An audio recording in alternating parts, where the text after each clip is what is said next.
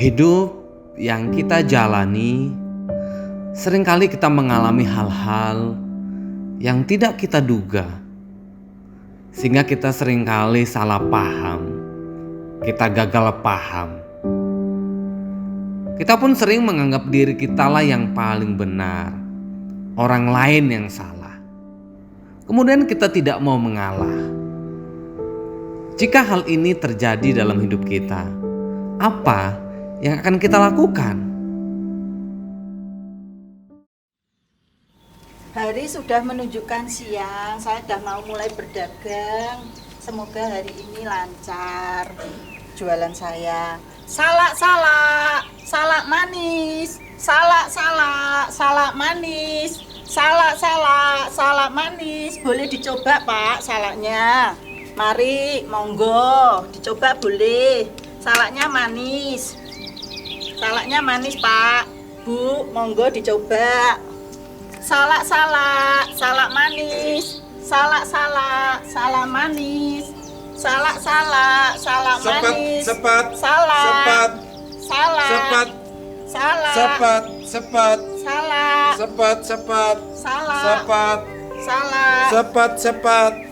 Pak, saya Ya, tuh kan Bu. lagi berdagang salak, lagi berjualan.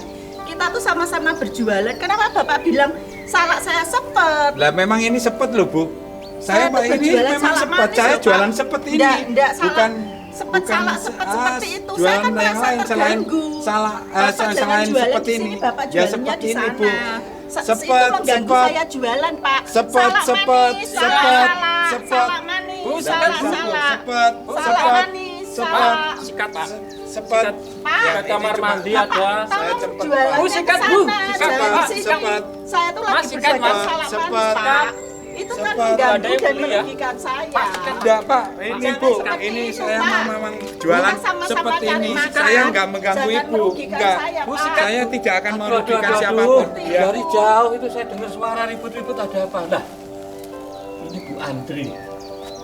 Ini Ya. Pak Daud, ini Pak Ya. Martoko. Ini kan jemaat saya semua. Ya, Bu. Iya Pak, ini saya Ya. jualan Kok salak. bisa ribut Saya itu bilang gimana? salak manis, dibilang Ya. salak sepet. Apa benar Pak Daud gitu orang jual salak dibilangin cepet gitu? Enggak Pak, ini Pak Pendeta saya memang jualan sepet.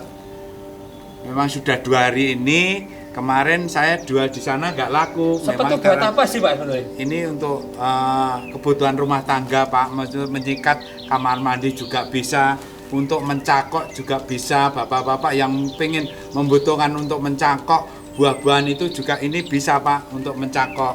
Oh, Gitu, masalahnya Pak. gitu Iya. ternyata. Ini Tapi saya ini jualan, bapak-bapak Pak. ibu-ibu. Iya. Kalau dari jauh tuh didengar nggak enak, ribut. Memang bener. Ibu ini ngomong salak, ini ngomong sepet. Kalau dengar dari jauh kan salaknya nggak laku. Apalagi waktu ribut-ribut saya dengar sikat ada yang ngomporin. Jadi seakan-akan semua itu kacau, semua itu jadi nggak karu-karuan. Ayo toh, kita tuh sebagai anak Tuhan, kita harus saling menghormati, jangan ada iri hati, saling mengasihi. Tidak ada yang salah.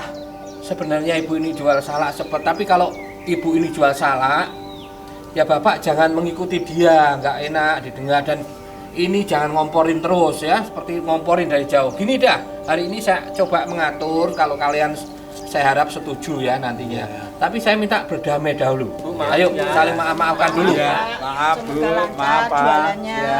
tidak saling merugikan Iya. Pak. Ya, gini, Iya. sekarang sudah kami memaafkan. Besok dirunding sendiri. Kalau ibu ini jual salak, hari ini misalnya ke sana, besok ke sana gantian. Iya. Ibu silahkan jual salak ke sana, Bu. Ditawarin Iya. salak manis, tidak ada Mari, yang sepet mari. lagi. Salak manis, salak Nah, ini salak Bapak manis. ke sana ya, Pak. Ya, terima kasih Bapak.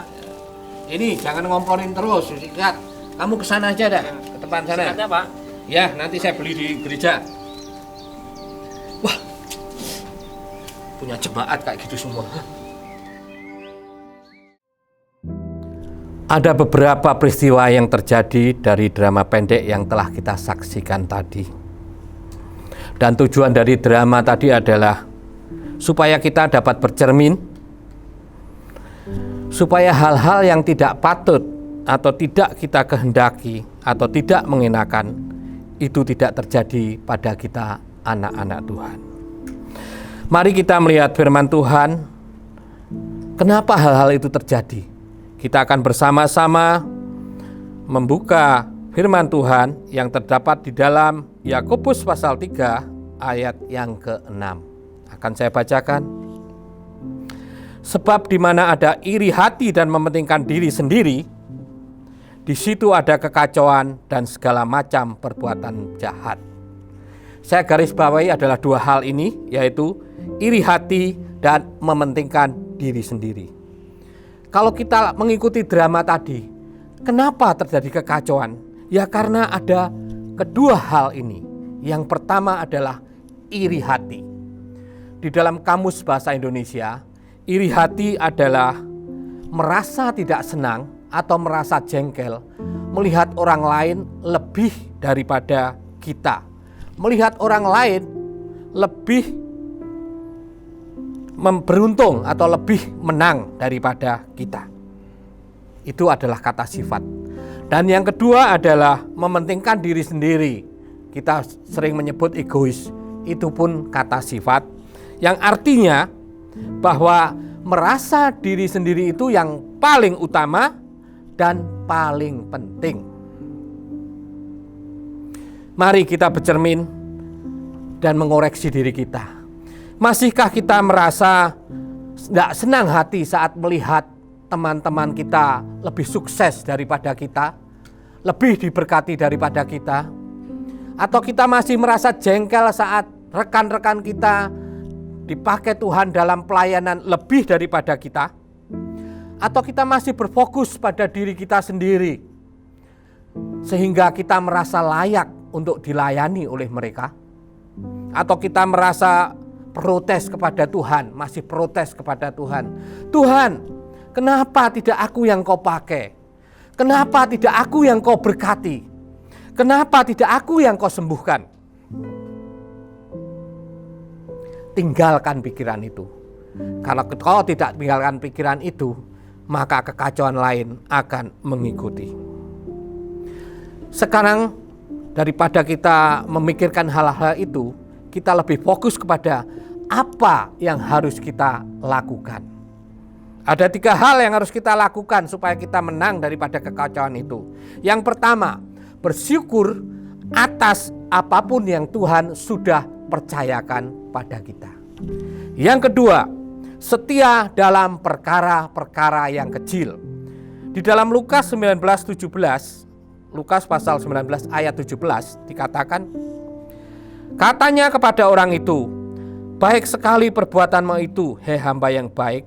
Engkau telah setia dalam perkara kecil, karena itu terimalah kekuasaan atas 10 kota. Contoh yang paling tepat di dalam firman Tuhan adalah Yusuf. Ketika dia dibuang saudaranya di dalam sumur, ketika diambil sebagai hamba oleh Potifar, ditaruh di rumahnya. Tapi ketika Yusuf setia dalam perkara kecil, dia diberi kekuasaan yang lebih besar dan lebih besar lagi, sehingga menjadi orang nomor 2 di negeri itu untuk memimpinnya. Yang ketiga, kasihilah musuhmu.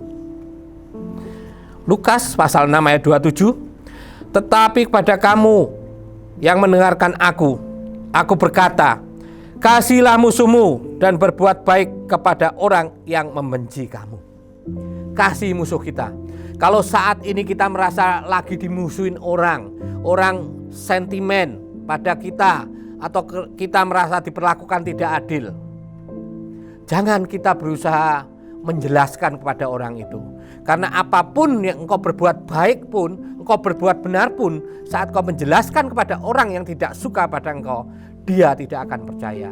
Tapi izinkan Tuhan sendiri yang berbicara kepada mereka dengan waktunya Tuhan. Biarlah waktu yang akan membenarkan engkau.